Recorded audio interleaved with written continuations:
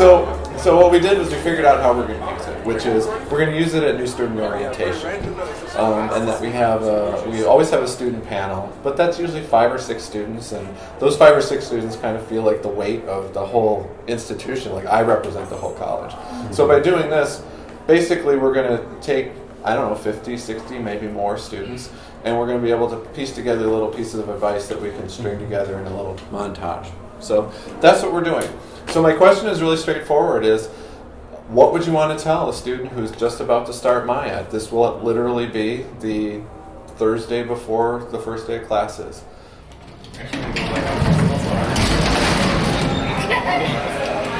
Junior? I would tell them to do whatever they want. You want to make comics, you make a comic every year. If you want to do what you want to do, you follow your heart, because there are the resources at MIAD to be able to do it somewhere in the institution, but you have to be self-motivated to seek that out, and it's possible. Figure out what you want to do. I mean, don't come to MIAD if you don't know what you want to do, because this is such a school with different.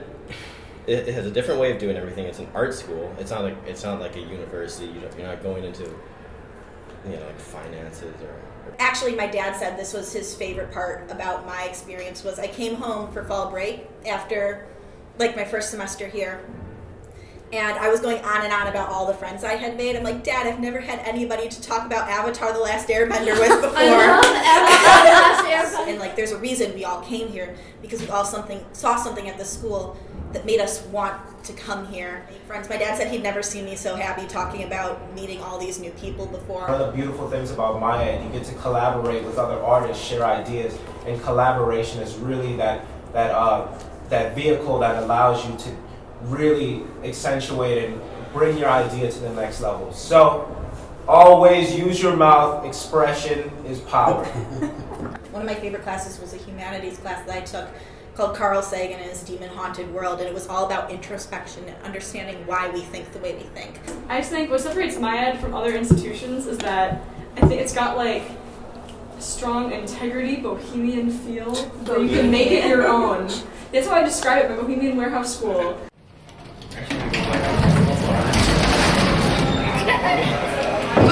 A lot of the time before going to art school, you come from a place that's a lot more rigid with art, and you have to do something perfect. Thinking about art in a more broad sense when you're completing a project is something that's good to think about. It's 50% education, 50% the passion you bring. Okay. And MIAD gives you the directions and some of the ingredients, and then you have to do the work. That you have to use what was given to you to really go the extra miles. You make schooling in college how you want it to be. If you choose to sit back and kind of just let it pass you by, you're not going to get all the opportunities that you could really get at MIAD. So you got to be really open-minded, and it really helps you as an artist, especially in the field that we're in, just to explore and know everything and be even better than what you once thought you were. Yeah. It's really hard to be a young artist and know that there's a whole process with things, but definitely trusting yourself, trusting the process, not really planning out where you're going to go and just take it from there, and you're going to have so many better experiences just being open-minded. I would say get comfortable being uncomfortable. And what is the benefit of doing something that is uncomfortable? You learn so many things. I've learned so much being here. Freshman year, foundations year, did things kind of by the book, and I was like, oh, this is fine, but I'm only going to be here for 4 years, I might as well just stack things up on top of each other and see what happens. Try everything. Try everything, RPMs. Try it. Just try different things. Don't necessarily get discouraged and feel like it's not a good fit if things don't work out the first semester, because it's not necessarily geared towards your major. You might be surprised and might actually come up later that the skills you learned your freshman year were actually really useful for future projects. If you're a freshman, don't be shy towards different professors. And I made a point to go meet all the senior professors. And don't be afraid to introduce yourself to upperclassmen too, because they're great resources. Whatever major you're going into, all of the majors need your basic in drawing. Mm-hmm. You need it. There's no way you can go in any of the majors and not be able to draw. Definitely take risks, because obviously you want to do a lot of stuff, but I know for a fact that some people are very shy. They kind of just want to stay in their own little bubble. But really, I think college is about like taking risks. Go and do something for the hell of it, I would say. Go do stuff. Well, you still have time to figure out what you want to do, the things you like. Keep a sketchbook. Keep practicing what you like. Keep working at it, and you'll eventually find the thing you're good at. Trying out things that you wouldn't normally trying out things that you're not comfortable with or that you're not fully, that you've never actually done before is definitely something you should do to not only like branch out, but to figure out what you might actually like. Don't be afraid to go to something that you don't think you'll like, because you might end up liking it. Confidence is key. Just do the stuff that you want to do. Back to confidence, I had like so much confidence. Like I wrote an essay on how I'm a genius. Really, God. And that helped me produce extraordinary work. Never get comfortable with what you're already making. Like, it's gonna be foundations. So you use this entire year to just experiment and see how far you grow. I'm a foundation student, and this whole year has just been eye-opening in terms of what I can do with art. So I just say don't stop exploring. I know when I first started, I was really intimidated by like other artists. Now at this point of the year, I'm at the end, and I've really seen an improvement in my style and my creative process.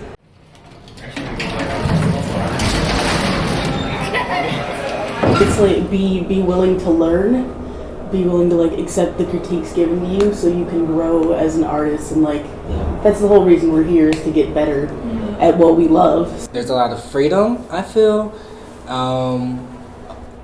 that sometimes people don't utilize it. Some people don't talk at all, and they go through MIAD as a zombie. Be prepared for harsh critiques, but they help you a lot. Like, I love critique days, even if I get ripped down a lot, because it makes my artwork better. So. Yes, it helps you grow. Yes. I think with critiques, though, a lot of people find them negative because they're not like confident in their work in some aspects. So when they're like, when it's a group setting and you're trying to show the people your work, and you may feel like so and so has better work than you, and you don't feel like confident enough with like your skill level, they want to help you get better. And you don't have to necessarily put it into that piece. It could be the next piece.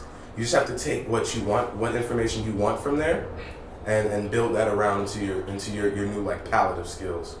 Most people, when they are in high school and like doing art or just doing art for their whole lives before, people don't really think about why they're doing it. They just sort of are like, this is pretty, or like, I like to paint, and like, this is nice. And like, I think people should just be more aware of sort of the effect and the purpose of their art that they're making, and what it actually is saying and what it's conveying, and how it is existing in its context and who it's reaching, and like just sort of all those things. Don't be afraid to also support each other. I think it's really easy to be like, think of the other artists around you as like competition.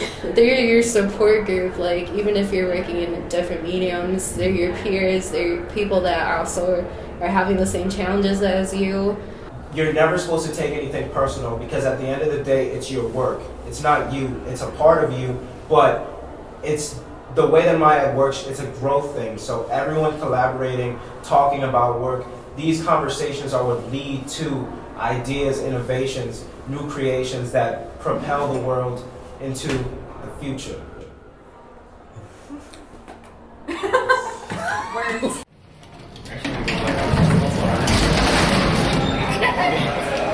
How's MIAD different than high school in terms of time management? Going from 7 to about 3 classes a day, our time management skills, I like kind of dropped a lot of that when I came to college, and I've noticed that I would get stressed out. I think like really just talking to your advisors. That's something that I did a lot. I talked to my advisor all the time and just got like a lot of information. Once you get the project, start the same night. Don't be afraid to seek help.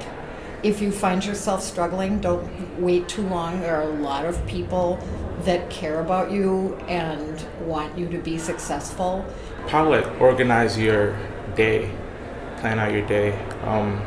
Like lately I've been doing to-do lists about which assignments I gotta get done and when are they due. And did you start doing those things right away when No. you came to school here? It No, took a little while? it started like 3 weeks ago. Okay. So I did- No deja lo que puedes hacer hoy para mañana. So don't leave what you can do today for tomorrow. Procrastinate is your worst enemy. Make sure you do your homework.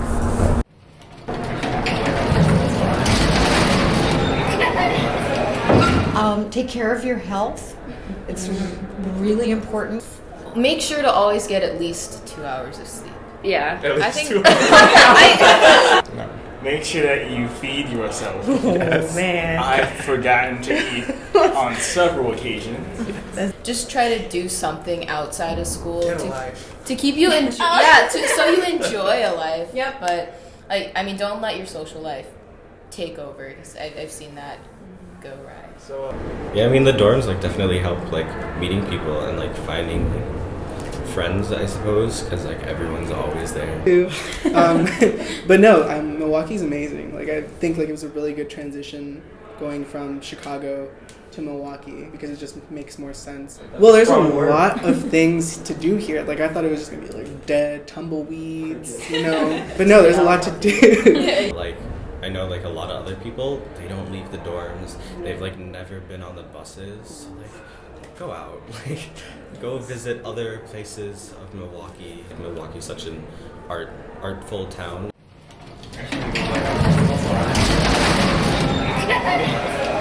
Man, if you don't step outside your comfort zone, right, you're gonna be a zombie for life. You're gonna get nothing out of the deal.